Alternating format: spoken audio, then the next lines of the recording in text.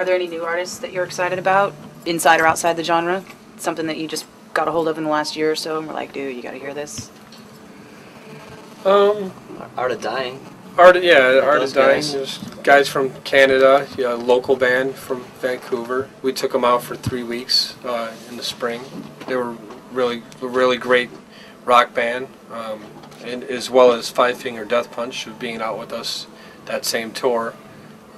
Cool guys, aggressive and like the band a lot. I like the guys from 10 Years a lot too. I just picked up their newest album, and Jesse's a great singer, and the guys are very cool Southern boys and fun to be around, and I think big talent. I like to see them have a career and continue doing what they're doing.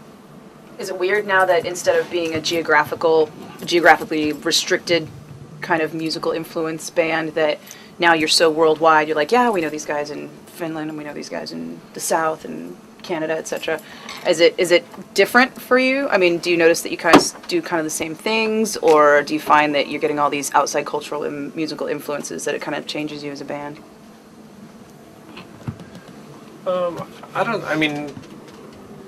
When we tour with certain bands, especially on a long tour like the summer tour, we probably pick up a little bit of inspiration off that because they're different than what we are. So you kind of pick certain things that that may stick with us a bit. But overall, I think we just kind of do our thing. When we get in the room and it's time to write new material, we trust ourselves. We don't think of expectations of what anybody else wants. If we stay true to ourselves, we do it like we did when we were a garage band back in Chicago, of just making music for ourselves and not thinking about what other people would expect out of us. And I think that's a big part of us just being true to ourselves. It's a big part of our sound. We're going to continue to try different things and trust our instincts. And any specific elements that you can attribute to something like, oh, when we were out with these guys, I really dug that, or, oh, I was thinking of this? No kind of direct correlation.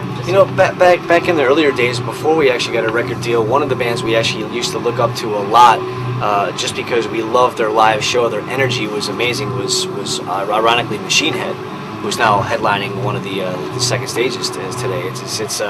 Those guys are amazing, and it's cool to be able to be at a level where we can share the bill with someone like that. It's someone we've always looked up to, and their energy was like they set the bar. It's like, okay, this is what we need to get to, and yeah, I don't think there's anything specifically off of bands that we take from musically as much as we do visually on certain headlining acts of what does it take to be that kind of headliner. When like I said, when we've seen bands like and done shows with Kiss and Metallica and Judas Priest and Rage Against the Machine. We did a show with them in Austria, and we see, at the level that those bands are at and what we can do to improve our live show. We take a little bit of things from that, whether it's certain visual aspects, whether it's lighting and just dynamics that's going to make it seem larger than life. And we want to give our fans something more than just the music. We want to give them every penny's worth that they pay on that ticket and give them something that's going to be exciting to see visually as well. So if you guys are fans of Metallica and Machine Head, and I'm guessing kind of the Bay Area thrash thing from the 80s in general, how do you feel about all that coming back out with, Exodus and Testament and Death Angel? Forget about it. Oh, one of my personal favorites. Yeah, I was a huge Testament fan back in the day, and still am. And we're going back to Europe. We just got back from. We got to play a couple shows, a couple festivals over there with Testament as well as, and the Metal Hammer Awards as well. And it was very cool to actually meet these guys. Alex Skolnick's back in the band. It's very cool. Do you think it's crazy how all the veteran Bay Area thrash bands are out there now with new albums that I think are phenomenal, but I'm biased. And there's also a whole school of kids out there with like the same influenced music, like all these kids coming out with this, with this influenced music while the influenced music is still there, like you guys playing with Kiss. I think it kind of shows how some of metal, especially some of those bands, it's more the classic thrash metal bands are somewhat timeless.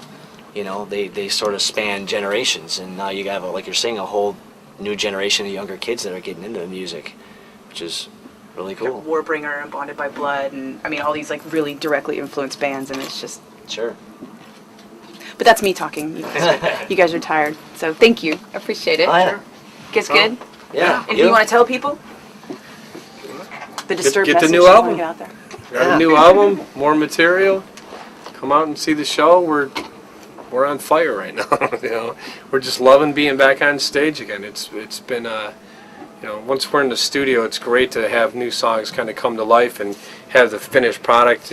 But the real excitement for us is being back up on stage and playing. So come out and see the show, learn the new material, and you know, enjoy it.